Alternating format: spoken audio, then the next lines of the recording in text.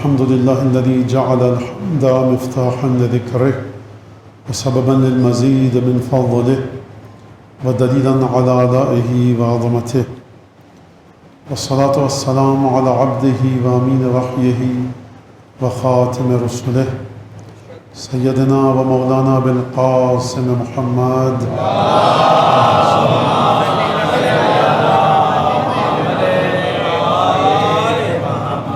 وعلى أهل بيته الطيبين الطاهرين الذين أذهب الله عنهم الرجس وطهرهم تطهيرا.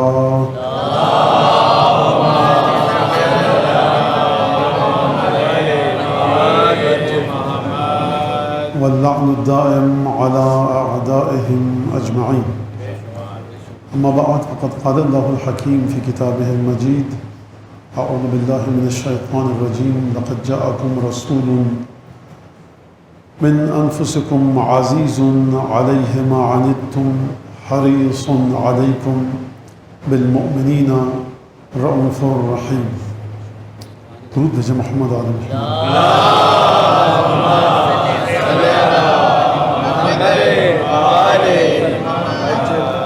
شان رسالت اور کربلا کے عنوان سے گفتگو یہ آپ کے سامنے پیش کی جا رہی ہے، اور آپ حضرات الحمدللہ بڑی توجہ کے ساتھ سماعت فرما رہے ہیں، بہت ہی زیادہ ایک جذبے کے ساتھ، اور مجھے بہت آسانی بھی ہو رہی ہے آپ کی فہم کو دیکھ کر، آپ کی توجہ کو دیکھ کر، اور آپ نکات پر غور بھی فرما رہے ہیں. ظاہر سی بات ہے کہ بہت ساری باتیں یہاں پر کی جاتی ہیں، احادیث اور آیات کو سامنے رکھ کر نوجوان یا جو ہمارے عزادار لڑکپن کی حدود میں ہیں، اسی طرح سے ہماری بچیاں بیٹیاں جو موجود ہیں یہاں پر، کہ وہ جو کم سن ہیں ان کی سمجھ میں شاید بہت سی باتیں نہ آئیں، لیکن یہ ان کے ماں باپ کی ذمہ داری ہے، گھر کے بزرگوں کی، کہ ایک اشارتاً سوال کریں کہ مولانا نے یہ جو بات کہی تھی، بچوں سے بھی بچیوں سے بھی، کہ تم یہ سمجھے کہ نہیں سمجھے. ذرا سا ایک گھر میں جا کر مجالس پر گفتگو ہو، بڑی عمیق اور گہری اس گفتگو کی ضرورت نہیں ہے، اور اگر بچے نہ جواب دے پائیں اور ان کی سمجھ میں نہ آئے، بزرگوں کو سمجھ میں آ جائے کہ بچوں کی سمجھ میں بات نہیں آئی ہے، تو ان کو ذرا سا سمجھانے کی کوشش کریں. اور سمجھانے کے بعد بھی اگر بچوں کی سمجھ میں نہ آئے تو پھر بچوں سے گزارش ہے کہ اس گفتگو کو اپنے ذہن میں رکھیں. آج وہ 10 12 13 14 سال کے ہیں، آج 8 10 سال کے ہیں، کل وہ 25 سال کے ہوں گے، 30 سال کے ہوں گے، تب انہیں یہ گفتگو سمجھ میں آئے اور اپنے ذہن میں رکھیں اس گفتگو کو. اور بہت سی گفتگو جو ہوتی ہے وہ ویکسینیشن کی طرح ہوتی ہے کہ اس کا اثر نہیں دکھتا اس وقت فوراً، لیکن خود بخود آپ کو بہت سی بیماریوں سے وہ محفوظ رکھ دیتی ہے. تو جب بھی کربلا کے بارے میں کوئی آپ کے ذہن میں غلط عقیدہ ڈالنا چاہے، کربلا کے بارے میں کوئی انحرافی فکر آپ کے ذہن میں ڈالنا چاہے، تو گفتگو قرآن اور حدیث کے عنوان سے ہو کہ کربلا کا تعارف رسول اللہ نے کروایا ہو، کربلا کا تعارف جناب سیدہ نے کروایا ہو، تاکہ پھر کوئی ممبر پہ بیٹھا ہوا شخص آپ کے ذہن کو بھٹکا نہ سکے. اور جب بھی کوئی آپ کے ذہن کو بھٹکائے گا، جب بھی کوئی آپ کے ذہن کے اوپر تصرف کرے گا، تو وہ ہمیشہ امام حسین کی تعریف کر کے کرے گا، شمر اور ابن ذوالجوشن کی تعریف کر کے نہیں کرے گا.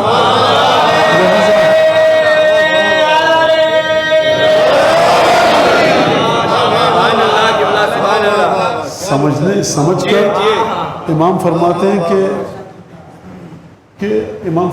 کہ جو ایک حدیث بڑی عجیب ہے، میں تھوڑی سی گفتگو علم پر اور کھانے پر، علم اور غذا، اس پر پھر آتا ہوں. آج ہم ایک بڑی اہم روایت ہے، اور پھر بیوی جناب زینب سلام اللہ علیہ کا خطبہ اور امام سجاد علیہ السلام کا خطبہ کہ جو کوفے کے بازار میں دیا، ان دونوں خطبوں کے کچھ جملے عرض کرنے، اور وہ حدیث مجھے آپ کے سامنے پیش کرنی کہ جو رسول اللہ جب دنیا سے تشریف لے جا رہے تھے تو جبرائیل اور میکائیل زمین پر، جبرائیل اور اسرائیل زمین پر آئے، اور جبرائیل تمام ملائکہ مقربین کے ساتھ زمین پر آئے، اور پھر رسول خدا کے ساتھ گفتگو ہوئی.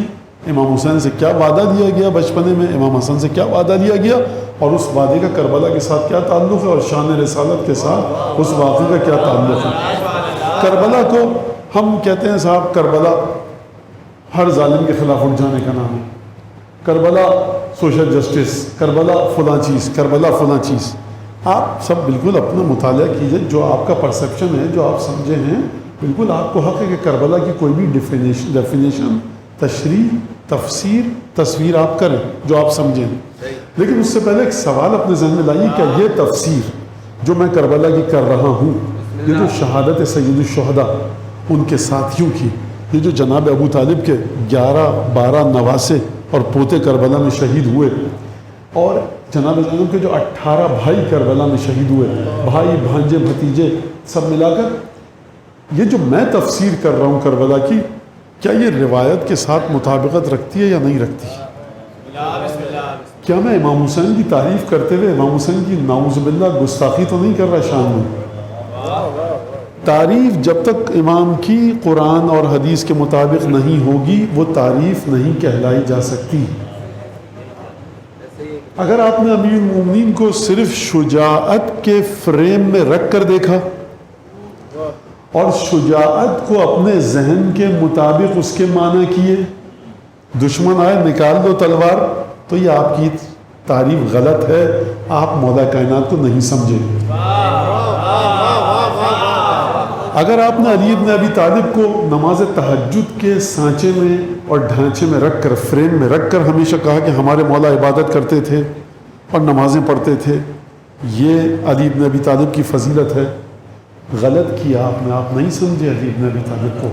اگر آپ نے علی بن ابی طالب کے بارے میں یہ کہا کہ ہمیشہ علی نمازیں پڑھتے تھے اور علی بن ابی طالب کی عبادت یعنی راتوں کو اٹھ کے نماز تہجد پڑھنا، تو شب ہجرت کو آپ کہاں پر رکھیں گے؟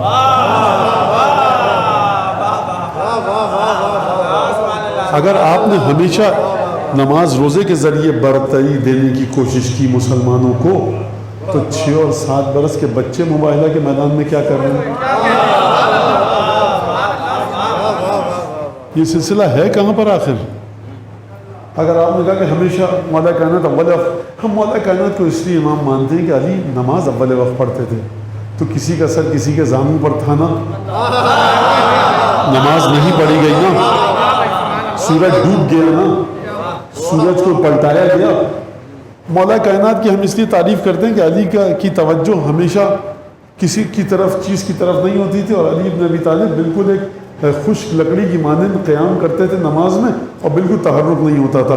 یہ فضیلت ہے علی بن ابی طالب کی، یہ ہے فضیلت۔ کیا مکمل فضیلت یہی ہے؟ تو پھر آپ کیا کریں گے جب ایک ہاتھ بڑھا سائل کی طرف، سائل میں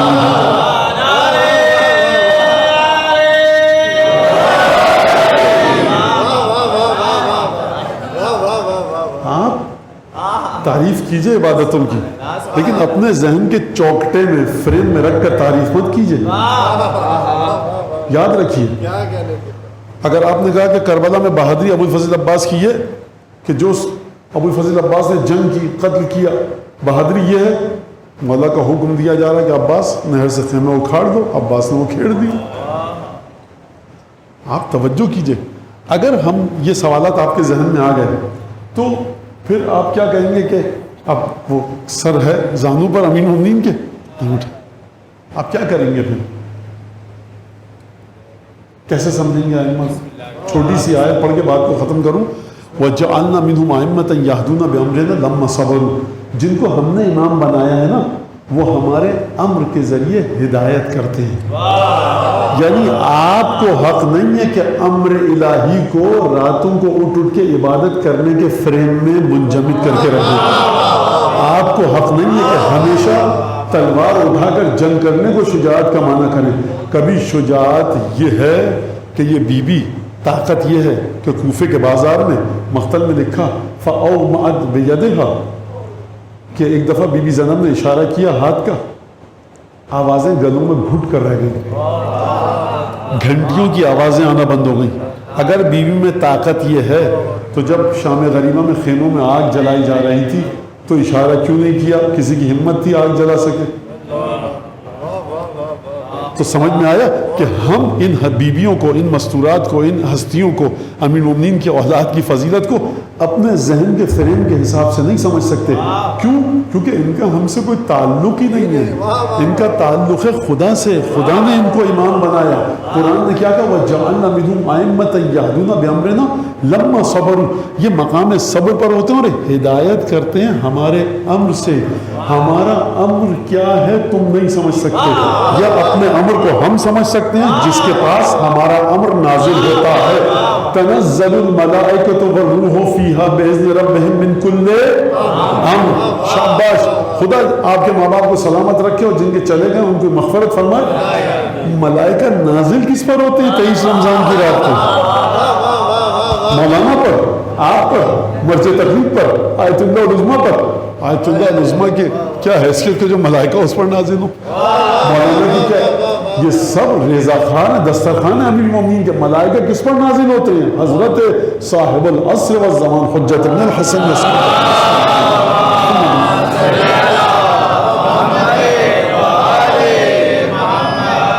اچھا یہ پرچہ مجھے دعا کے لیے دیا گیا ہے. کراچی میں کوئی صاحب ہے، آج بہت شدید طبیعت خراب ہے. دعا کا جو وقت ہے وہ مصائب کے بعد کا ہوتا ہے، اس لیے میں نے دعا نہیں کروائی. تو بیٹا یہ میں آپ کو دے رہا ہوں، مجھے آپ دے دیجیے گا تاکہ میں بھول نہ جاؤں. تو آپ ہاتھ میں رکھیے گا. اچھا تو تنزل الملائکۃ والروح فیہا بإذن ربہم من کل امر. ہر امر کو لے کر ملائکہ اترتے ہیں. کس پر نازل ہوتے ہیں؟ مجھ پر، آپ پر، اس پر کہ جس کو خدا نے اپنی مشیت سے امام بنایا، اس پر کہ جو ہدایت کرتا ہے خدا کے امر کے ذریعے. جو خدا کے امر کے ذریعے ہدایت کرتا ہے، ملائکہ بھی اپنا خدا کا امر لے کر اسی پر نازل ہوتے ہیں. کبھی امر یہ ہے کہ تلوار نیام میں رکھ لو، حسین تلوار نیام میں رکھ لیں گے. کبھی امر یہ ہے کہ اشارہ کریں تو پتھر سے پانی ابل پڑے. کبھی امر الہی یہ ہے کہ دریا کو اشارہ مت کرنا، پیاسے رہنا 3 دن تک، کئی پہر تک لب تر نہ کرنا پانی سے. اشارہ کریں تو بارش نازل ہو جائے، برسات ہونے لگے. لیکن امر الہی ہے کہ آج حسین دعا نہ کریں پانی کی. آئمہ کو کبھی مجبور دیکھ کر یہ مت سمجھنا کہ آئمہ کو دنیا والوں نے مجبور کر دیا. یہ امر الہی کی قید میں ہوتے ہیں.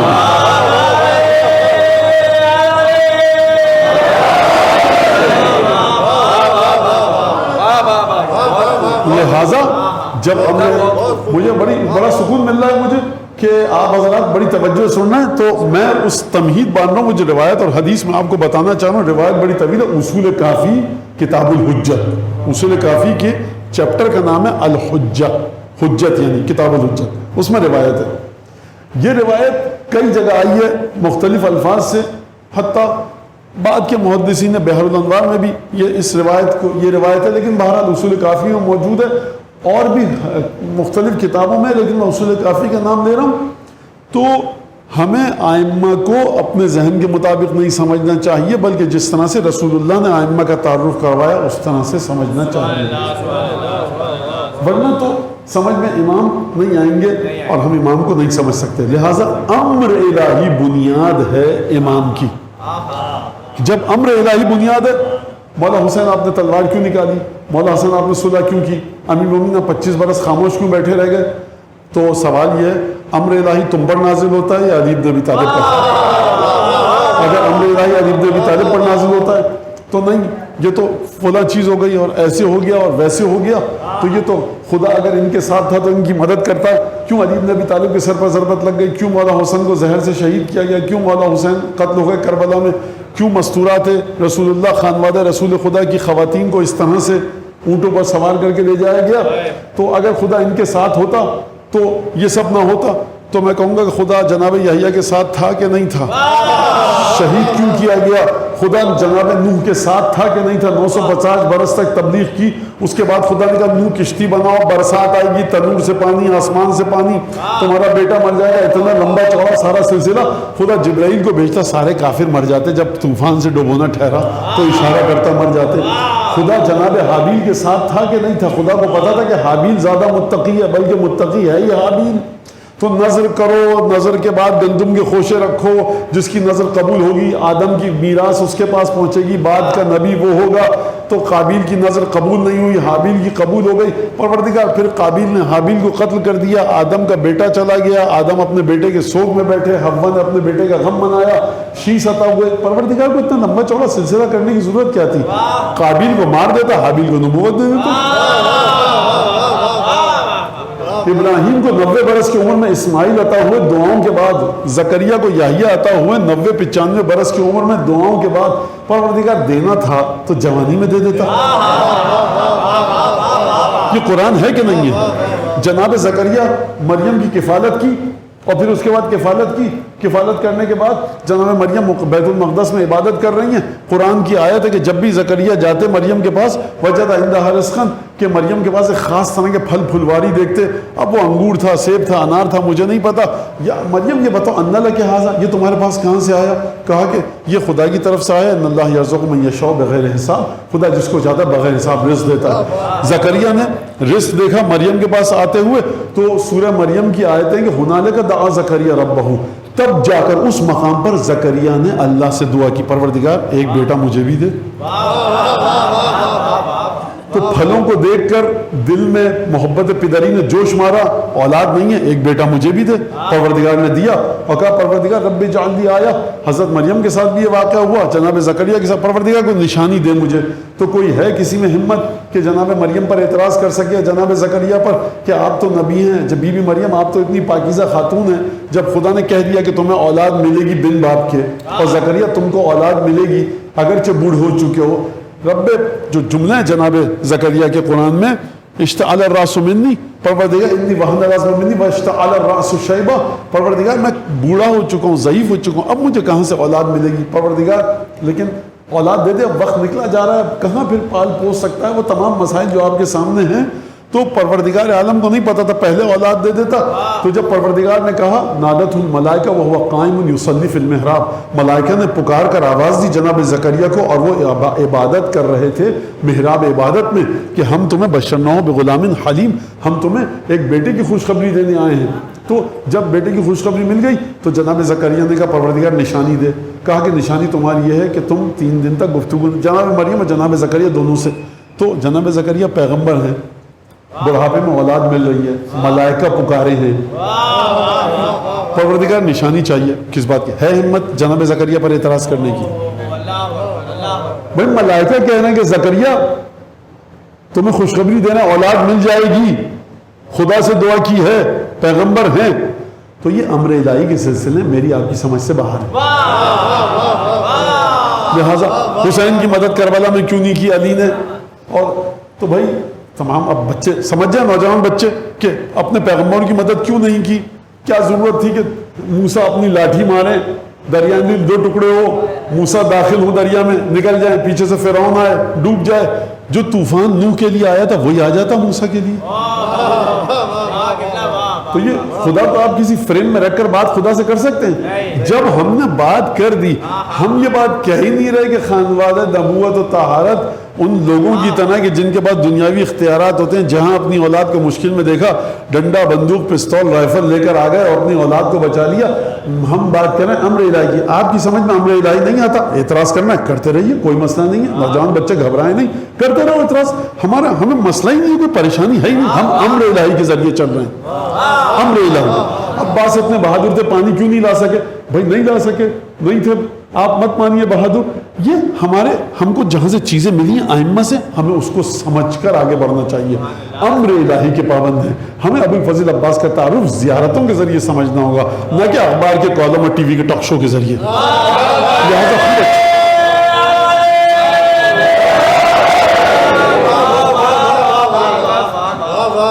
لہٰذا اگر کربلا کے بارے میں، پھر کربلا کیا وجہ تھی، کیوں تھی، اتنے لوگ قتل ہو گئے کربلا میں، اس کی کیا وجہ ہے؟ فلاں تھی، کوئی پولیٹیکل موومنٹ تھی، سیاسی ریفارمسٹ تھے امام حسین۔ یاد رکھو، بچوں سے کہہ رہا ہوں میں اپنے، بوڑھے جو ہو گئے وہ ہو گئے، اور جو تقریباً بہت زیادہ بوڑھے ہیں یا ہم لوگوں کی ایج کے ہیں، جو ہم جو ہے نا جوانوں میں آتے ہیں نہ بوڑھوں میں آتے ہیں، نہ جانے کس میں آتے ہیں، تو یہ تو گزر گیا ان کا وقت۔ جو بچے ہوں اپنے ذہنوں میں اس بات کو اچھی طرح بٹھا لیں جو اب میں کہہ رہا ہوں، کہ امام حسین علیہ السلام کی فضیلت بتاتے وقت یہ کام مت کرنا کہ امام حسین کو قائد اعظم اور گاندھی جی اور ہو چی مین اور چوہن لائی اور ماؤ زے تنگ اور چے گوارا کی سطح پر لے آؤ۔ امام حسین کو امام برحق جو امر الہی کے ذریعے ہدایت کرتا ہے۔ اگر آپ نے امام حسین کو انسانی سانچے میں رکھ کر تولنے کی کوشش کی تو پھر یاد رکھیے کہنا پڑے گا مکے میں جو لوگ کہہ رہے تھے حسین مت جائیے قتل ہو جائیں گے، مدینے میں جو کہہ رہے تھے حسین مت جائیے قتل ہو جائیں گے، ان کی عقل زیادہ تھی الیاذ باللہ خاک مدہن مولا حسین سے۔ حسین نہ کوئی سیاسی ریفارمسٹ ہے، نہ قتل حسین اصل میں مرگ یزید ہے، اس شعر کی کوئی حیثیت نہیں ہمارے عقیدے کے مطابق، قرآن اور سنت کے مطابق، علماء اسلام کے مطابق کہہ رہا ہوں۔ شیعہ سنی کی تو میں پہلے دن سے آپ سے کہہ رہا ہوں کہ منبر امام حسین علیہ السلام پہ شیعہ سنی کی بات ہی نہیں ہوتی، بات ہوتی ہے تو یہ کہ پنجتن حق پر ہیں، اور کائنات میں افضل مخلوق رسول خدا کے بعد سیدہ علی حسن حسین ہے۔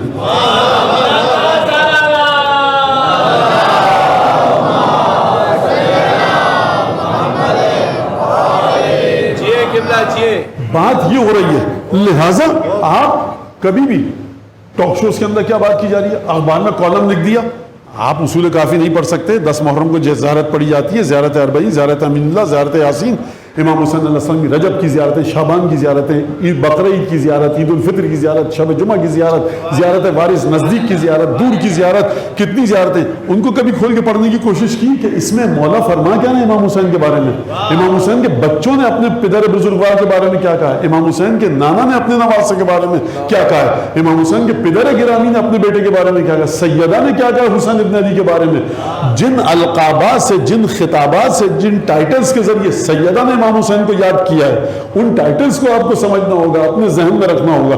اگر جناب سیدہ ہمیں یہ فرماتی ہوئی نظر آ رہی ہے یا عطشان الام حسین، اے فاطمہ کے پیاسے بیٹے حسین، تو اب لاکھ اخباروں میں کالم لکھے جائیں، لاکھ SMS چلیں، پیاس کو یاد رکھا مقصد بھول گئے، اس جملے کی کوئی حیثیت نہیں، اس جملے کا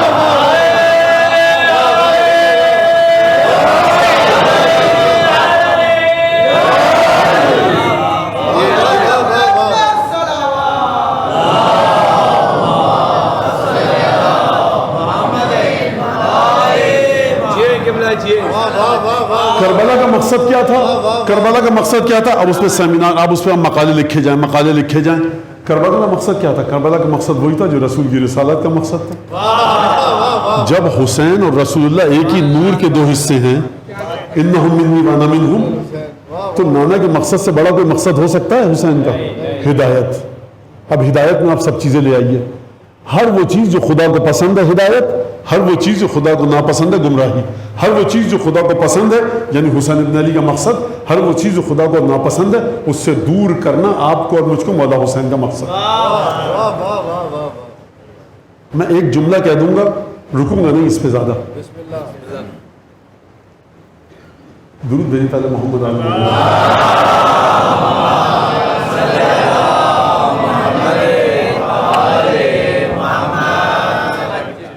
اب بزرگ اپنے بچوں کو بتائیں جا کر اس کا معنی، مولا حسین کے مقصد کو تھوڑی دیر کے لیے بھول جائیے، بھول جائیے، سوچئے کربلا تھی نہیں، تھوڑی دیر کے لیے فرض کیجئے رسول خدا کے پاس چلیے، رسول خدا کی بارگاہ میں چلیے، قرآن میں کوئی ایسی چیز ڈھونڈیے جو رسول کی رسالت کے ہم پلہ ہو۔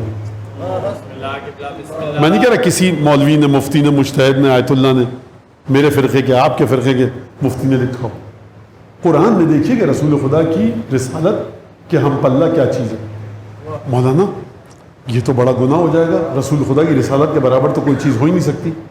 رسول نبی کریم کو آپ نے بنا کر بھیجا یا اللہ نے؟ اللہ نے قرآن میں تعارف کروایا رسول کا یا آپ نے؟ تو پھر پہلے قرآن اچھی طرح سے پڑھ لیجئے پھر بات کیجئے۔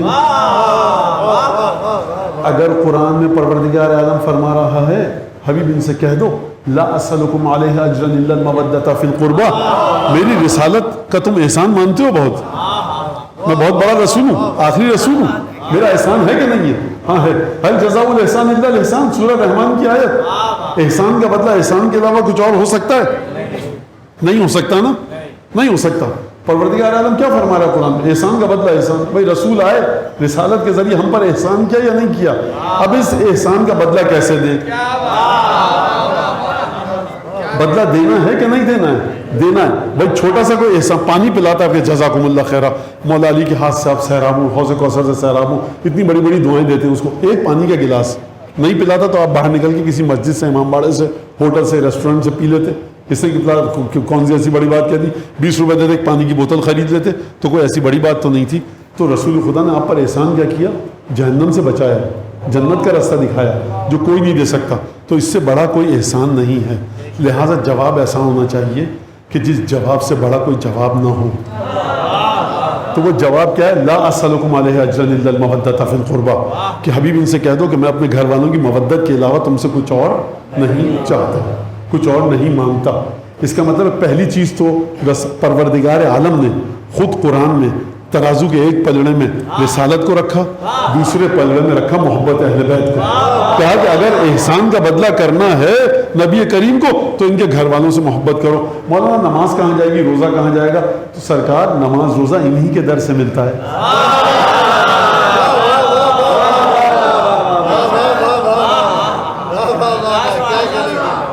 دوسری بات یہ کہ کوئی مولا کہنا اچھا جیسی نماز کی بات کی جاتی ہے، روزے کی، واجبات کی، محرمات کی، مولانا جناب امیر المومنین کے پاس شفاعت کی طاقت ہے، سب شفاعت کروا دیں گے. ارے شفاعت کروا دیں گے، مولا کی طاقت کو بہانہ بنا کر بے عملی کے گڑھے میں مت اترو.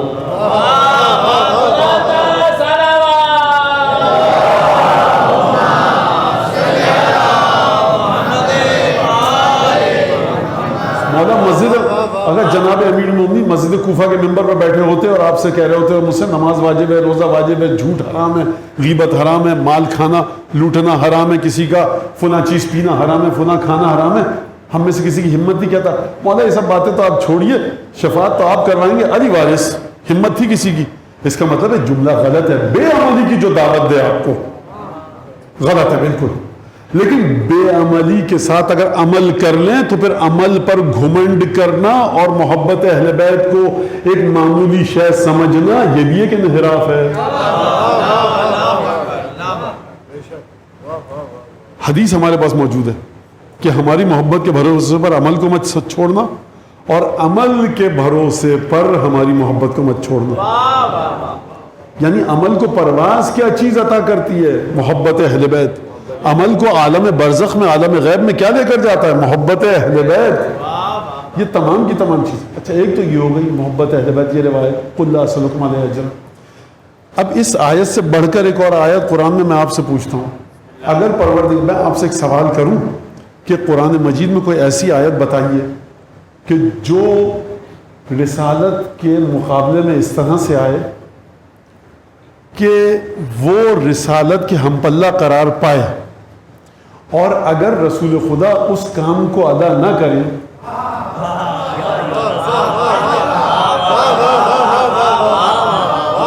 تو رسالت کا کام سارا رائے گاں چلا جائے، اکارت ہو جائے، ضائع ہو جائے. میں ایک مثال دوں اپنے بچوں کو. نبی کریم بس الحمد مجھے بہت آسانی ہو گئی کہ میں بات کو کس طرح سے آگے بڑھاؤں. نبی کریم کہیں اپنی رحلت سے کچھ دن پہلے کہیں کہ سارے قرآن مجھے دے دو جو تمہارے پاس ہیں، اور ان کو کہیں چھپا دیں کہ کسی کی نگاہ ان پر نہ پڑے. جتنے حافظین ہیں وہ نبی کریم کے ساتھ ان کو موت آ جائے. صحابہ کرام میں حافظین تھے، بڑے بڑے حفاظ تھے، سب کا انتقال ہو جائے. اور کہ خبردار جو مجھ سے بات سنیے کسی کو مت بتانا، جو میں نے آیتیں بتائی ہیں وہ کسی کو نقل نہ کرنا. قرآن چھپا کے چلے گئے. حفاظ جو صحابہ تھے حفاظ، ان کا انتقال ہو گیا. آپ تک قرآن پہنچتا؟ نہیں پہنچتا، نہیں پہنچتا. حدیث پہنچتی؟ نہیں پہنچتی. نبی کریم نے تمام قرآن چھپا کے چلے گئے. جو کاغذ پہ لکھے تھے حفاظ کو خدا نے اٹھا لیا، آپ تک قرآن نہیں پہنچتا.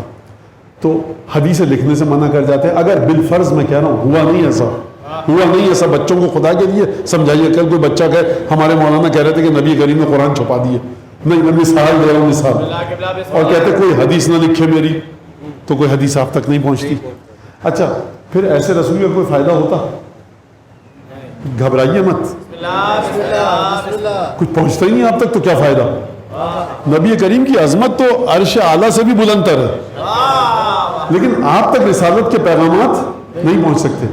تو پھر آج کے 2021 کا مسلمان یہ کہہ سکتا تھا بھائی ہمارے نبی تھے تو اچھے سنتے ہیں، لیکن سارا کار رسالت ضائع ہو گیا. کہہ سکتا تھا آج کا مسلمان، یا نہیں کہہ سکتا تھا؟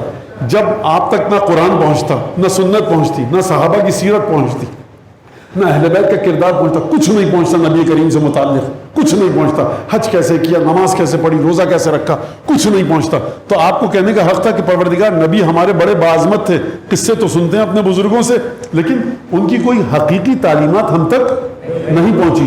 تو پروردگار ایسا رسول بھیجا، لیکن پوری کی پوری کار رسالت ان کا رائیگاں گیا، اکارت گیا، ضائع ہو گیا. نبی کا کام ضائع ہو گیا، اکارت چلا گیا. یہ کہنے کا حق تو تھا نا 2021 کے مسلمان کو. تو اب پروردگار عالم کہے کہ حبیب اگر تم نے یہ کام انجام نہیں دیا،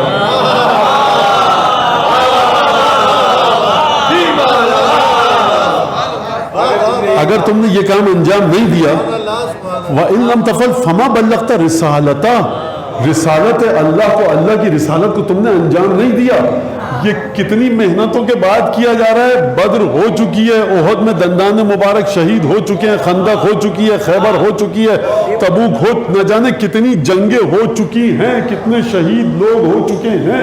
جناب حمزہ اسد اللہ جیسی ہستی شہید ہو چکی ہے، جناب جعفر طیار شہید ہو چکے ہیں، بدر و احد کے شہداء شہید ہو چکے ہیں. نبی کریم نے کتنی تکلیفیں سہی ہیں. پروردگار ان تکلیفوں کو نظر میں نہیں لا رہا اس آیت کے مطابق. اب وہ ایک کام کیا تھا میں نہ بتاؤں گا نہ گفتگو کروں گا. بھائی جب قرآن نے نہیں بتایا تو میں بھی نہیں بتاؤں گا. لیکن آپ کو یہ ماننا پڑے گا کہ کوئی ایک کام تھا. مت کہنا نماز، مت کہنا روزہ، مت کہنا حج تو کر کے آ رہے ہیں، مت کہنا عمرہ کر کے آ رہے ہیں، زکوٰۃ لے رہے ہیں، جہاد تو وہ تھا کیا آخر؟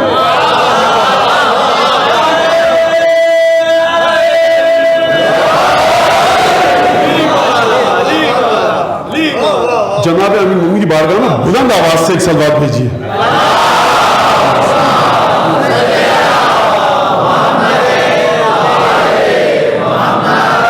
منافقین و کفار سے جنگ کا حکم تھا، سورہ توبہ بہت پہلے آ چکی. تو پھر دوبارہ خدا کہہ رہا ہے ایک کام نہیں کیا. اور کیا یا ایھا الرسول بلغ ما انزل الیک من ربک وان لم تفعل، اگر نہیں کیا. اچھا نہیں کرنے کا کوئی سوال ہے رسول خدا کی زندگی میں؟ یہدون بامرنا، یہ خدا کے امر سے ہدایت کرتے ہیں. ان پر ملائکہ شب قدر کو ان پر نازل ہوتے ہیں. یہ شہ لولاک ہیں، تمام انبیاء نے ان کے پیچھے نماز پڑھی ہے. یہ صاحب معراج ہیں، جنت و جہنم کی کنجیاں ان کے پاس ہیں. یہ رسول خدا پروردگار عالم کی مجسم مرضی ہیں. پروردگار بتانا چاہتا ہے کہ دیکھو کوئی ایک بات تو ہے جس پر ہم نے رسول کو چھوٹ نہیں دی، تو تمہاری کیا اوقات ہے؟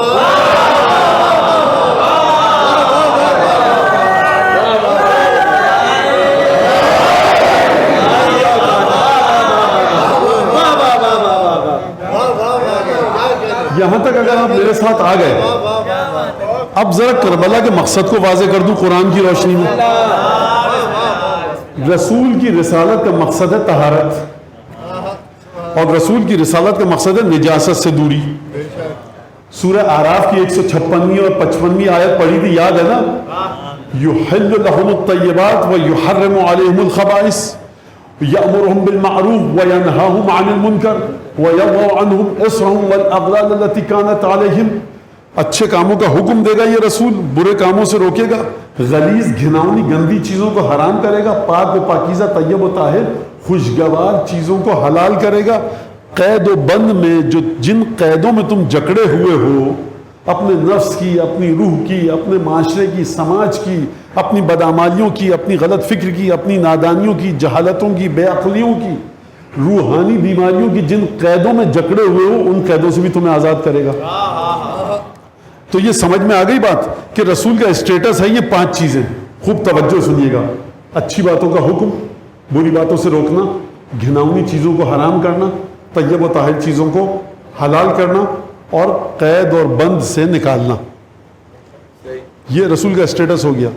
اس کا مطلب یہ ہے کہ وہ چیز جو خدا نے کہی، یہ ایک چیز نہیں پہنچائی تو کچھ نہیں کیا.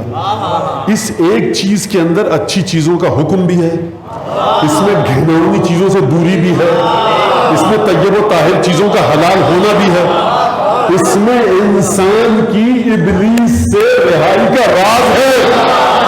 اگر اس ایک چیز تک پہنچ گئے تو ابلیس سے آزاد بھی ہو جاؤ گے، روحانی بیماریاں بھی دور ہو جائیں گی، عبادتیں بھی قبول ہوں گی، طیب و طاہر چیزیں طریقہ طیب و طاہر چیزوں تک بھی پہنچ جاؤ گے, گھناؤنی چیزوں سے دور رہ جاؤ گے, اچھی چیزوں کا حکم ہوگا معاشرے میں, معاشرہ بری چیزوں سے دور ہو جائے گا, اپنے زندان سے, شخصیت کے زندان سے بشریت اپنے خود ساختہ قید خانے سے, شیطانی غلیظ نفسانی خواہشات سے آزاد بھی ہو جائے گا. اگر سورہ اعراف کہہ رہی ہے رسالت کا مقصد یہ ہے, تو یہ آیت ان لم تفعل فما بلغت رسالتہ, وہ ایک چیز بھی انہی چیزوں کے گرد ہونی چاہیے. خوب توجہ کرنا میری بات کو. اور اگر یہ 5 چیزیں جو سورہ اعراف میں پروردگار کہہ رہا ہے کہ اچھی چیزوں کا حکم دے, بری چیزوں سے روکے, گھناؤنی چیزوں کو حرام کرے, طیب و طاہر چیزوں کو حلال کرے, قید سے, زندان سے, جیل سے, قید خانے سے نجات دے, یہ پروردگار آسمان پہ آیتوں کو لکھ دیتا. دیکھو شراب پینا غلیظ چیز ہے, جوا کھیلنا غلاظت ہے, نماز نہ پڑھنا غلاظت ہے, بے پردگی بے حیائی غلاظت ہے. خدا آسمان پہ لکھ دیتا. جبرائیل سے کہتا اے مکے والا, ہو گیا مان لیا تو ٹھیک ہے, ورنہ کوہ احد کو لا کر تمہارے سروں میں پٹک دوں گا. خدا نے کیا یہ کیا؟ نہیں کیا. رسول کو بھیجا ہدایت دے کر. تو اس کا مطلب یہ ہے کہ جو رسول خدا سے کہا جا رہا ہے کہ یہ پہنچا دو, تو ان میں یہ 5 چیزیں بھی ہوں گی, اور ہوگا کوئی انسان جو اس چیز کو لے کر آگے بڑھے گا.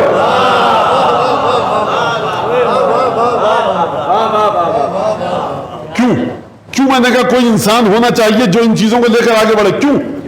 رسول سے بڑھ کر کوئی ہے نہیں ہے. تو جب خدا نے رسول اللہ کو بھیجنا پڑا اللہ کو, تو اب جو رسول کے بعد آئے گا, تو آپ یہ کیسے کہہ سکتے ہیں اب کسی انسان کی ضرورت نہیں ہے جو مرحلہ عصمت پر ہو, کسی کی ضرورت, بس خود ہی مسلمان چلتے رہیں گے. ارے بھائی جب اس امر کا آغاز ہوا تھا تو رسول اللہ کو بھیجنا پڑا تھا.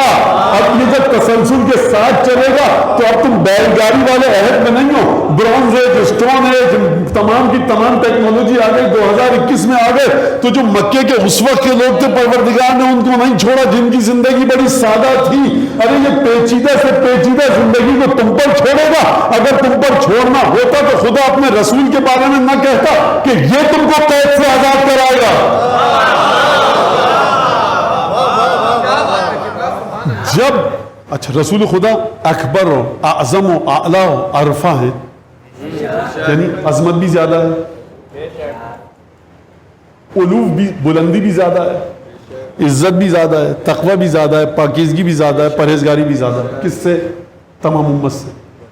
اور کل گزری بات کہ نواسوں کے پاس جو کچھ ہے وہ رسول کا دیا ہوا ہے. اور کل یہ بات بھی گزری کہ شان رسالت دیکھنی ہے تو حسن حسین نے دیکھی ہے, کیونکہ جن کو ورثے میں ملا تھا وہ جنت کے جوانوں کے سردار ہیں. تو خود رسول کہاں پر ہوں گے کہ جنہوں نے دیا تھا؟ یہ بات کل گزری کہ نہیں گزری؟ اب اس کا مطلب ہے کہ رسول کی رسالت اگر ایک اس چیز پر ٹکی ہوئی ہے تو حسین کی کربلا بھی اسی چیز پر ٹکی ہوئی ہے.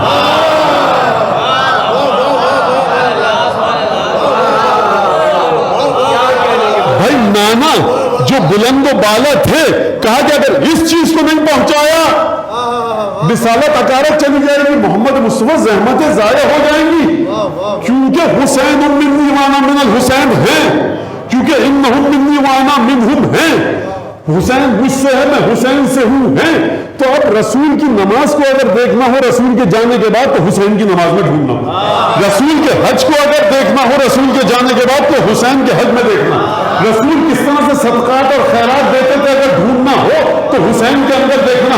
کسی اور کے دروازے میں مت جانا, کیونکہ رسول نے تمام دروازوں کو بند کر کے حسین ابن علی کی ماں کے گھر کے دروازے کو جنت کے اندر کھولا تھا.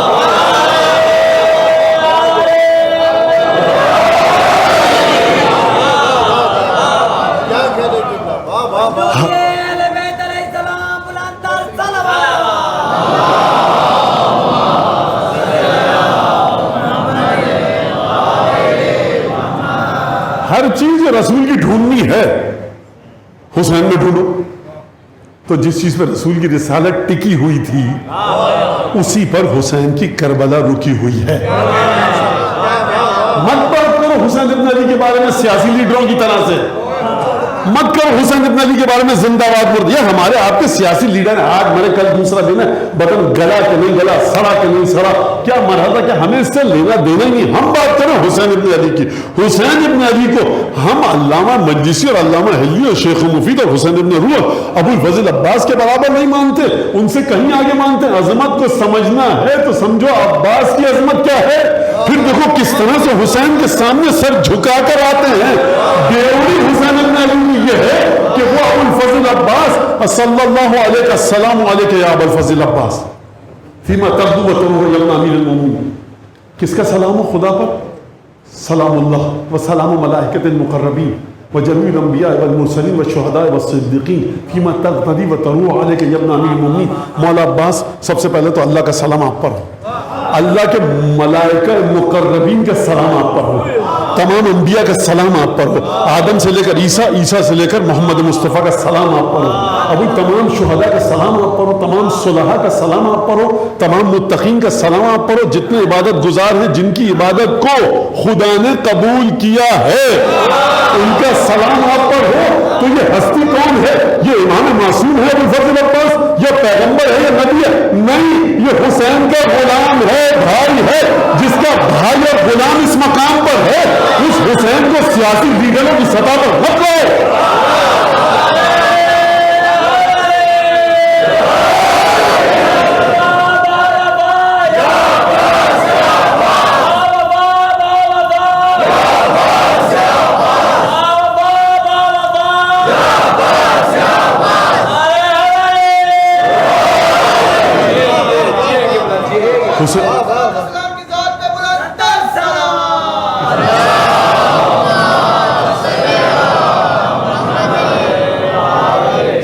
سجدی کیا شایان شان کیا ہے حسین ابن علی کے؟ کیا ہے شایان شان حسین ابن علی کے؟ جب مولا حسین کا نام آتا ہے آپ کیا کہتے ہیں؟ آپ کہتے ہیں اللہم صلی علی محمد و علی محمد. درود پڑھتے ہیں نہیں پڑھتے؟ پڑھتے ہیں. یہی تو غلطی ہے, آپ کب درود پڑھتے ہیں؟ آج تک کسی نے درود نہیں پڑھا. آپ کہتے ہیں اللہم صلی, پروردگار تو درود بھیج. آپ درود بھیجیں گے حسین ابن علی پر؟ آپ کی ولادتوں کی طہارت کے اوپر احسان ہے مولا حسین کی مودت کا.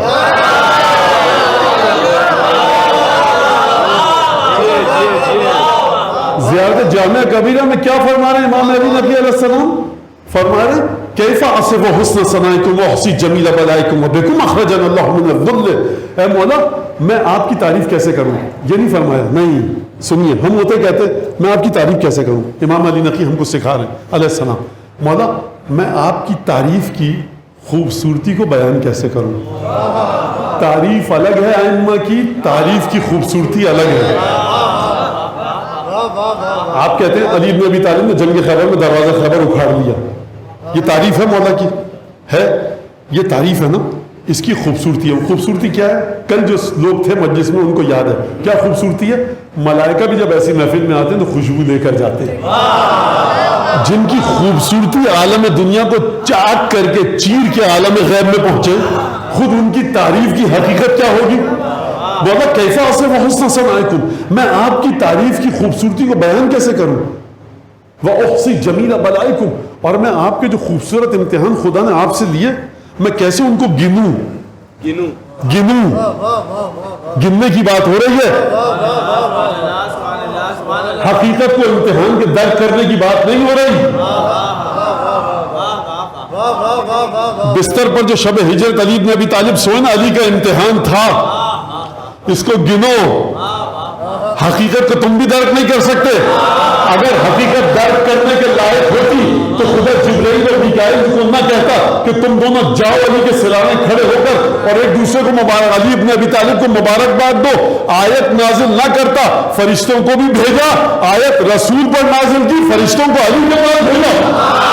تو کیسا اسے وہ حسن ثنائکم واحصی جمیل بلائکم. یا علی اے ائمہ میں آپ کے خوبصورت امتحانات کو کس طرح گنوں. شب ہجرت, جنگ بدر, جنگ خیبر, جنگ خندق, جنگ احد, ذات السلاسل, کیسے گنوں, کس طرح سے گنوں؟ نہیں گن سکتا, گن نہیں سکتے. ان کو تم دنیاوی لیڈروں کے, اپنے مراجع کے, علماء کے نام کے ساتھ ذکر کرتے ہو, شرم نہیں آتی؟ قطعاً ائمہ اہل بیت کسی کے برابر مت لانا. اور یاد رکھو تقریر کا انحراف سیکھو, تقریر کا انحراف سیکھو. جو ممبر سے اگر انحراف پتہ لگے, جب بھی شہداء کربلا کے پاس, جب بھی ائمہ کے فضائل کے پاس کسی بھی غیر معصوم کو منڈلاتے ہوئے دیکھو, سمجھ جانا فکر میں انحراف ہو.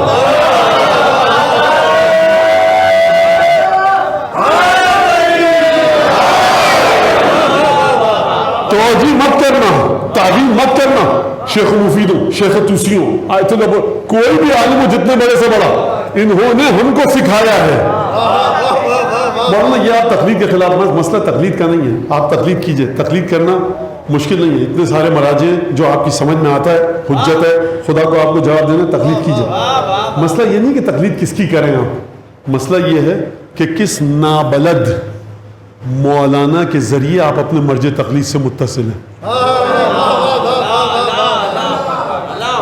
جو یزید کو رسول کا خلیفہ سمجھ کر رسول سے متصل ہوگا, وہ کہے گا ایسے اسلام سے میں غیر مسلمی بھلا. تو یہ مسئلہ نہیں کہ آپ تقلید کس کی کرتے ہیں, آپ کا کون مولوی آپ کو آپ کے مرجع تقلید کا نام لے کر کیا کیا اناپ شناپ باتیں سکھا رہا ہے, اللہ جانے. تو لہٰذا سیکھیے, سمجھیے آپ کے معصومین ائمہ اہل بیت کی فضیلت کیا ہے, کیف آصف. تو یہ سید الشہداء. دوبارہ چلیے اسی آیت کی طرف, یا ایھا رسول بلغ ما انزل الیک من ربک. رسول کی رسالت حسین سے بڑی, رسول حسین سے بڑے, رسول کی نبوت حسین کی امامت سے بڑی. کیوں کہہ رہا ہوں؟ کیونکہ سب کچھ رسول نے دیا. انہم منی وانا منہم کی منزل پر ہیں, لیکن سب کچھ رسول کی وجہ سے ہے. بھائی ایک شمع سے آپ 1000 شمع جلائیں, سب کا نور اسی شمع کی وجہ سے ہے. مثال سمجھ رہے ہیں نا, اور وہ آئینے والی مثال, وہ سب مثالیں آپ کے سامنے پہلی دوسری مجلس میں دی. تو اب سوال یہ ہے کہ کربلا کا مقصد کیا تھا؟ بھائی جس چیز پر خدا تیار نہ ہو کہ محمد مصطفیٰ تم نے یہ چھوڑا تو تمہاری رسالت ضائع گئی. تو حسین سے بھی خدا کہہ رہا ہے کہ دیکھو حسین اگر یہ چھوڑا تو تمہارا کار امامت, تمہاری کربلا ضائع گئی. تو جو چیز میں نے ابھی تک, تو نماز کو آپ کو ڈھونڈنا تھا رسول کی, حسین میں ڈھونڈ رہے تھے. عبادت کو ڈھونڈنا تھا, حسین میں ڈھونڈ رہے تھے. صدقات و خیرات کو ڈھونڈنا تھا, حسین میں ڈھونڈ رہے تھے. تو جب رسالت کے اکارت اور رائگاں جانے کا سلسلہ ہے تو اسی چیز کو حسین میں آ کر کیوں نہیں ڈھونڈتے؟ لہٰذا آپ سمجھ گئے کہ بنیاد یہ ہے کہ جس چیز پر نبی کریم کی رسالت رکی ہوئی ہے اسی پر کربلا کا دار و مدار ہے. ہر طہارت. اب یہ تمام گفتگو کر لی تو اب میں دہراؤں گا نہیں اس بات کو. اور کل کا جو سلسلہ جو میں نے آپ سے کہا تھا کہ ایک میں حدیث پڑھوں گا, تقریباً 20-25 منٹ ہے میرے پاس, اس میں کوشش کرتا ہوں کہ مختصر ترین انداز میں اس حدیث کو پڑھ کر اور ایک اس کا ماحصل اور خلاصہ اور نچوڑ میں آپ کو دے دوں.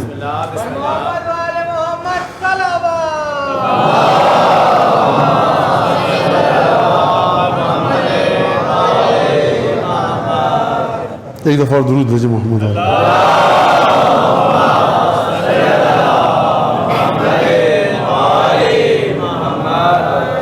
نبی کریم کا آخری وقت ہے, سر اقدس جناب امیر کے ہاتھوں میں. جبرائیل نازل ہوئے ملائکہ مقربین کے ایک لشکر کے ساتھ, کہا کہ محمد مصطفیٰ آپ کو پروردگار عالم نے سلام کہا ہے اور تحیت و اکرام بھجوائیے میرے ذریعے, اور یہ ایک عہد ہے جو میں لے کر آیا ہوں آپ کے پاس, یہ علی بن ابی طالب کے لیے ہے, اور پروردگار نے اس پر تمام ملائکہ کو گواہ بنایا ہے, خود پروردگار اس پر گواہ ہے. آپ اس کو دیجئے علی کو تاکہ میں اس بات کی شہادت دے سکوں اور آپ بھی اس بات کی شہادت دے سکیں کہ آپ نے علی کو یہ جو عہد نامہ لایا ہوں یہ میں نے دیا, اور آپ کیا گواہی دے رہے ہیں اس کی. جب نبی کریم نے یہ جملے سنے تو اصول کافی کے الفاظ ہیں فارتعدت مفاصل رسول اللہ. جب یہ جملے جبرائیل کے سنے تو رسول خدا کا بدن خشیت اور خوف الہی سے کپ کپانے لگا. یعنی جبرائیل یہ کیا چیز لے کر آئے ہیں کہ جو بتایا تو رسول خدا کا بدن خوف الہی کے ذریعے, خشیت الہی کے ذریعے, ہیبت الہی کی بنیاد پر ایک دفعہ کپ کپانے لگا. اور ایک دفعہ جبرائیل نے کہا کہ یہ وہ عہد ہے, یہ وہ شرط ہے, یہ جو معاہدہ ہے جو خدا نے آپ پر کیا, اور یہ آپ علی کو دیجئے حرف بحرف, اقرأ حرفاً بحرفن. حرفن حرفن اس کو علی کو پڑھ کر سنائیے. رسول خدا نے سنایا اور پھر اس میں ایک جملہ تھا کہ یا رسول اللہ یہ جملہ بھی بتایا کہ انہو ینتہک حرمت اللہ و حرمت رسولہ، کہ اللہ کی حرمت پامال ہوگی آپ کے بعد اور اللہ کے رسول کی حرمت پامال ہوگی. علی کو یہ دیجئے اور علی سے وعدہ لیجئے کہ علی صبر کریں گے. علی نے کہا یا رسول اللہ میں صبر کروں گا. علی کو بتائیے کہ علی ابن ابی طالب کے داڑھی ریش مبارک خود علی کے سر کے خون سے، تازے خون سے رنگین ہوگی. علی اس پر صبر کریں گے؟ کہا یا رسول اللہ صبر کروں گا. کہا علی کو خبر دیجئے کہ اللہ کی حرمت پامال ہوگی. رسول خدا نے جملہ پڑھ کر سنا دیا. جبرائیل نے کہا یا رسول اللہ علی سے پوچھئے کہ علی سمجھے تم اس بات کو؟ یا رسول اللہ نے کہا یا علی تم سمجھے کہ اللہ کی حرمت پامال ہوگی. روایت کے الفاظ اس نقل کے مطابق کہ جب مولا کائنات نے جملہ دہرایا کہ اللہ کی حرمت پامال ہوگی تو غم کی شدت کی وجہ سے تیورا کر زمین پر گر پڑے. اللہ کی حرمت سمجھا کون ہے؟ وہ جو حدیث قصہ میں مرکز ہے نا وہ اللہ کی حرمت ہے. کون ہے حدیث قصہ میں اللہ کی حرمت؟ ہم فاطمہ تو ابوہا و بعلھا بنوہا. داڑھی میری خون سے رنگین ہو جائے سر کے کوئی مسئلہ نہیں ہے، بچے قتل ہو جائیں حرمت خدا پامال ہوگی. ایک دفعہ تیورا کر غم کی شدت سے زمین پر گر گئے. یہ کیا ہے؟ اچھا اب میں سب سے سننے والوں سے کہہ رہا ہوں جس کو گریہ کرنا گریہ کرے. مجلس میں یہ پابندیاں ہم نے لگائیں، یہ فضائل و مصائب. امام کے فضائل پر بھی گریہ کیا کرو، امام کے مصائب پر بھی گریہ کیا کرو. امام کا نام آئے گریہ کیا کرو، یہ ایمان کی علامت ہے. جناب سیدہ کو تمہارے یہ آنسو پسند ہیں، ایمان رکھ کر گریہ کرو. شرمانے کی بالکل ضرورت نہیں ہے کہ مولانا نے ابھی مجلس کا مصائب کا آغاز نہیں، ہم کیوں گریہ؟ یہ فرش اعضا ہے گریہ کی جگہ. یہ علم دکھتا ہے، مشق دکھتی ہے، تابوت دکھتا ہے گریہ کی جگہ. امام باڑہ ہے گریہ کی جگہ، ماتم کی جگہ ہے. گریہ کرو دل کھول کے، شرمانے کی ضرورت. فضائل تھے، مصائب تھے، چھوڑو ان بحثوں کو. فرمایا انہو ینتہک حرمت اللہ، خدا کی حرمت پامال ہوگی. علی تیورا کر گر پڑے. میں ایک جملہ کہوں اور بات کو آگے بڑھاؤں. یا علی آپ سن کے تیورا کر گر پڑے. جو حرمت خدا پامال ہوگی رسول خدا کے بعد، ذرا اس سے تو پوچھئے کہ اس کے دل پر کیا گزرے گی. جب محسن دنیا میں آئے بغیر شہید ہو جائیں گے. اور جملہ سنیں گے آپ، وَفَاطِمَةُ بَيْنَ السِّتْرِ وَالْبَابِ. جبرائیل آئے ہیں، رسول خدا اور علی کے ساتھ گفتگو ہو رہی ہے اور سیدہ پردے کے پیچھے دروازے اور پردے کے بیچ میں کھڑی ہے. یہ جملہ بڑا عجیب ہے. مجھے نہیں پتا کتنے عزادار اس جملے کو سنیں گے اور سمجھیں گے، کیونکہ جبرائیل جب آئے تھے تو رسول خدا سے کہا تھا یا رسول اللہ تمام لوگوں کو گھر سے اپنے حجرے سے باہر نکال دیجئے، صرف فاطمہ، علی، حسن، حسین رہے. تو کیونکہ اصحاب موجود تھے، سیدہ پردے میں تھی، حجاب میں، لہٰذا اسی وقت جب تک آنے کا حکم نہیں دیا گیا کہا یا علی وعدہ کرتے ہو، خدا کی شرط ہے، خدا کا عہد ہے، خدا کا وعدہ ہے تم سے، تم صبر کرو گے؟ علی ابن ابی طالب نے صبر کا وعدہ کیا. یا رسول اللہ اب اس سے جو دروازے اور پردے کے بیچ میں اس کو بلائیے. کہا کہ فاطمہ تم وعدہ کرتی ہو کہ صبر کرو گے. انہو تنتہک حرمت اللہ، اللہ کی حرمت پامال ہوگی. یعنی خدا کی حرمت سے پوچھا جا رہا ہے کہ اے اللہ کی حرمت سیدہ تو صبر کرے گی؟ سیدہ نے کہا صبر کروں گی. کہا حسن حسین کو لے کر آؤ. حسن حسین تم دونوں صبر کرو گے جب خدا کی حرمت پامال ہوگی. ان دونوں شہزادوں نے صبر کیا. یاد ہے نا ہم اپنے بچپن میں ایک جملہ سنتے تھے نوحوں ورثیوں میں، خطبہ سے مسائل میں، کہ حسین نے وعدہ طفلی کا پاس رکھا، حسین نے وعدہ طفلی کو نبھایا. یہ وعدہ طفلی تھا کہ جو حسین سے لیا گیا تھا، یہ عہد و پیمان تھا. اب جملہ سنا آپ نے، جبرائیل نے کیا کہا تھا؟ یا رسول اللہ یہ وہ عہد ہے، یہ وہ شرط ہے جو خداوند تبارک و تعالیٰ نے آپ کے لیے بھیجی ہے. تمام کے تمام علی، فاطمہ، حسن، حسین سے کو بلائیے اور وعدہ دیجئے. یا رسول اللہ آپ وعدہ کرتے ہیں؟ رسول خدا نے وعدہ کیا، علی، فاطمہ، حسن، حسین نے وعدہ کیا. اور اس کے بعد جبرائیل دوبارہ آسمان کی جانب پرواز کر گئے. اب یہ عہد الہی سمجھ میں آیا کہ نہیں آیا؟ امر الہی سمجھ میں آیا کہ نہیں آیا؟ اب یہ امر الہی کی بات کرو. اب وہ جملہ یاد ہے نا کہ جب یہ قافلہ قتلگاہ سے گزرا تھا 11 محرم کی صبح، سید سجاد نے جب اپنے اپنے بابا بھائیوں اور چچاؤں کے لاشوں کو دیکھا تو نزدیک تھا کہ روح بدن سے جدا ہو جائے، چہرے پر کرب و درد و رنج کے آثار آئے۔ بی بی زینب نے کیا فرمایا تھا؟ بیٹا سید سجاد میں کیا دیکھ رہی ہوں، تیرے چہرے پر تکلیف کے آثار۔ وَإِنَّ هَذَا فَوَاللَّهِ إِنَّ هَذَا لَعَهْدٌ مِّنَ اللَّهِ إِلَىٰ جَدِّكَ وَأَبِيكَ۔ سید سجاد گھبراؤ مت، یہ تو وہ وعدہ تھا جو اللہ نے تیرے باپ اور تیرے دادا سے دیا تھا۔ اب آپ سمجھیں کہ وارث تطہیر کا مطلب کیا ہے؟ وعدہ دیا تھا سیدہ حسن حسین سے، یعنی کربلا کو دنیاوی حادثوں میں مت توڑو، یہ مقام صبر ہے۔ حسین نے رسول کے بچوں کے گلے کٹوائے ہیں رسول کے حکم کی خاطر۔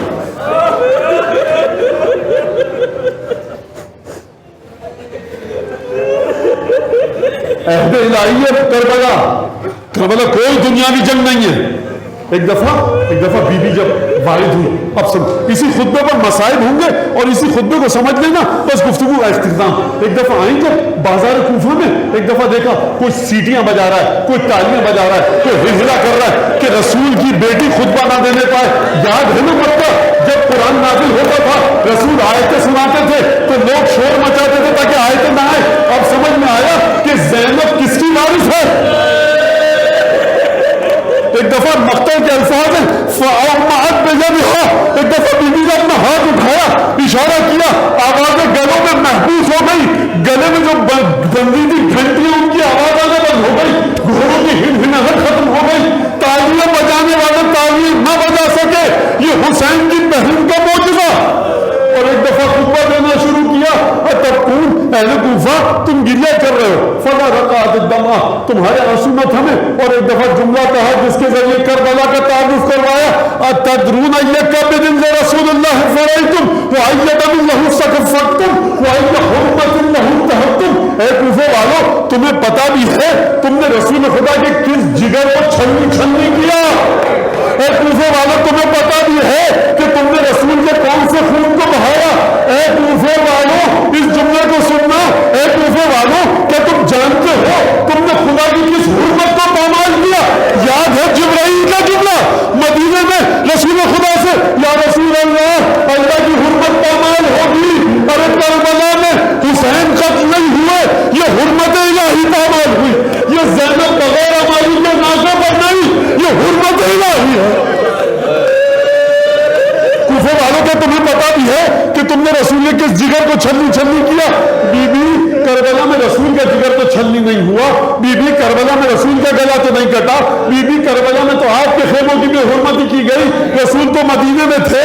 بی بی کا جواب آئے گا کہ کربلا کو نور رسالت کے ذریعے سمجھو، حسین کا جب گلا کٹ رہا تھا نا تو حقیقت رسول کا گلا کٹ رہا تھا۔ جب سیدہ کی بیٹیوں کو بغیر ہماری کے ناکوں پر بٹھایا گیا، رسم بستہ بازیوں میں علی ملعون تازیانے مارتے تھے، یہ رسول اللہ کی تین پر تازیانے لگتے تھے، یہ فاطمہ زہرا کے بازو ہیں کربلا میں کہ جن کو رسم بھاگتے۔ کیا تم سمجھتے ہو کہ تم نے علی افضل کے گلے کو چھیدا؟ یہ رسول اللہ کا گلا تھا۔ کیا تم سمجھتے ہو کہ تم نے عباس کے بازو کو کاٹ کیا؟ یہ رسول اللہ کے ہاتھ تھے۔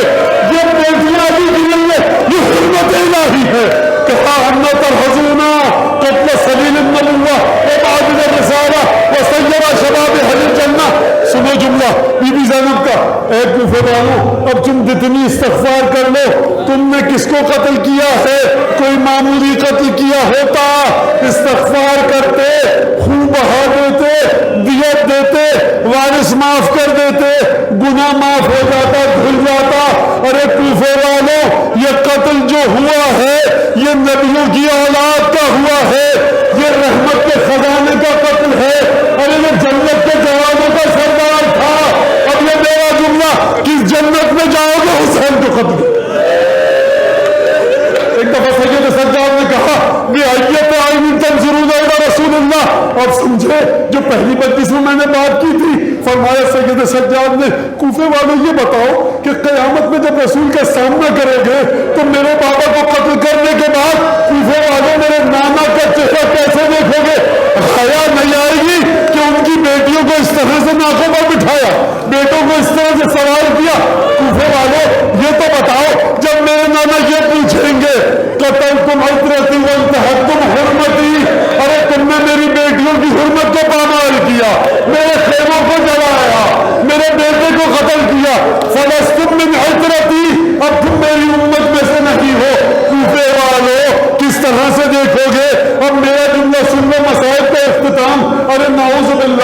فاطمہ کا بہن حسین کا گناہ تھا، عباس گناہ گار تھے، علی اکبر گناہ گار تھے، مجھے یہ تو بتاؤ کہ 6 مہینے کے شیر خوار نے کیا گناہ کیا تھا؟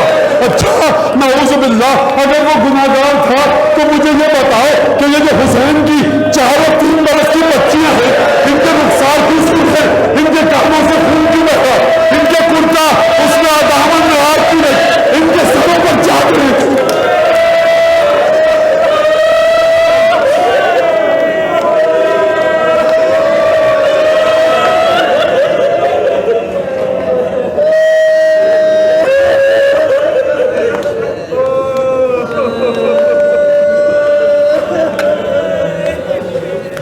اللهم بحق محمد وعلى محمد عليك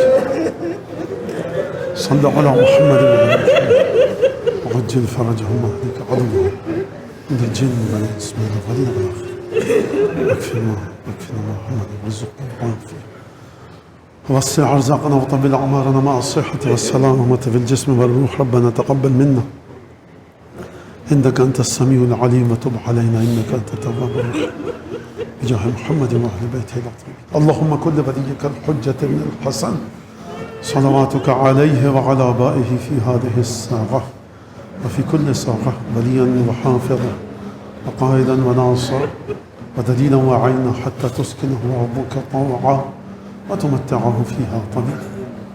پروردگار تجھے واسطہ سید الشہداء کی یتیم بچیوں کا، جناب زینب کی مظلومیت کا، دختران رسول خدا کی بے کسی اور قسمہ پرسی کا، پروردگار حضرت حجت کی بارگاہ میں اس مجلس کو قبول فرما، ان کے دل سے ہر دکھ کو دور فرما، اس مجلس کو ان کے زخمی دل کے لیے مرہم قرار دے۔ پنجتن 12 امام 4 معصومین کی بارگاہ میں اس مجلس کو بطور پرسہ شرف قبولیت سے سرفراز فرما، امام کے دل سے ہر دکھ کو دور فرما، خوشی عطا فرما۔ پروردگار جو مومن مومنہ یہاں پر جو حاجت بھی لے کر آئے، جو گھروں میں بیٹھ کر مجلس سن رہے ہیں، پروردگار ان کی تمام حاجتوں کو پورا فرما۔ اس امام باڑے کے جو منتظمین ہیں، جو یہاں پر مجلس میں فرش اعضا بچھانے میں کسی بھی قسم کی زحمت کر رہے ہیں، رتی برابر بھی جو حصہ دے رہے ہیں، پروردگار حسین ابن علی کی بارگاہ سے ان کو اجر جزیل عطا فرما۔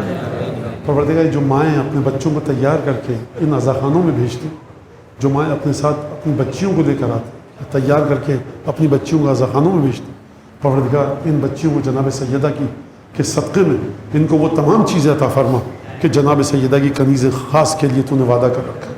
پروردگار جو بچے ہمارے نوجوان بچے ننھے منھے بچے مجھے دکھ رہے ہیں یہاں پر آئیں، پروردگار تجھے قسم دیتے ہیں جناب قاسم اور جناب محمد کی کہ ان بچوں کو وہ تمام چیزیں عطا فرما کہ جو تو نے رسول خدا کے خاندان کے سچے خدمت گزاروں کے لیے مقدر فرما رکھا۔ پروردگار جو لوگ اس فرش اعضا مومن مومنات جو اس فرش اعضا پر ہیں، اگر ان میں کوئی تنگ دست ہے، نادار ہے، قرض دار ہے، پریشان حال ہے، بے اولاد ہے، بے روزگار ہے، مشکل میں گرفتار ہے، مشکلات کو دور فرما۔ پروردگار پچھلے برس تک مجھے اطلاع ہے اور آپ کو بھی اطلاع ہوگی، بہت سارے ہمارے مومنین تھے اور اسی طرح سے مومنات بھی تھی کہ جو پچھلے سال تک یہاں اس شہر میں اس فرش اعضا پر یا اس شہر میں موجود تھے، اب نہیں ہے ہمارے درمیان۔ پروردگار تجھے واسطہ ہے پنجتن کا، حضرت حجت کی مظلومیت کا، صبر کا، ان کو برزخ کی تمام مشکلات سے نجات دلا، ان کی مغفرت فرما، ان کے گھر والوں کو صبر جمیل عطا فرما۔ پروردگار جو کوئی حاجت روا ہے، حاجت لے کر آئے، اس کو حاجت روا فرما، ہمیں امام زمانے کے انصار اعوان میں شامل فرما۔ پروردگار ہمارے محسنین، ذوی الحقوق، اقربا، اعزہ، والدین، جو لوگ ممبر حسین ابن علی سے وابستہ تھے، سوس خان، مرثیہ خان، ماتمی، عزادار، کسی بھی طرح سے عزاداری سے جو وابستہ تھے، اگر دنیا سے چلے گئے برزخ کی مشکلات کو دور فرما، اگر موجود ہیں صحت سلامتی کے ساتھ طول عمر عطا فرما۔ پروردگار جلد از جلد اس وبا کو دنیا سے دور فرما، اور جو لوگ محبت کرتے ہیں امام حسین سے اور ان کی عزاداری سے، کسی دین مذہب فرقے کے بھی ہوں، مولا حسین کو اگر چاہتے ہیں، مولا حسین کے دشمنوں سے نفرت کرتے ہیں، پروردگار ان کو اس وبا سے دور رکھ۔ اگر مبتلا ہو چکے ہیں تو جو قسم ہے امام موسیٰ کاظم علیہ السلام کی کہ ان کو جلد از جلد شفا کامل عاجل عنایت فرما۔ پروردگار اور جو لوگ دنیا سے جا چکے ہیں ان کی مغفرت فرما۔ اسی طرح سے مجھے پرچہ دیا گیا ہے کہ سید جاوید رضا نقوی ابن سید محتشم رضا نقوی کراچی ضیاء الدین میں زیر علاج ہیں اور شدید تکلیف میں مبتلا ہیں، بیماری میں۔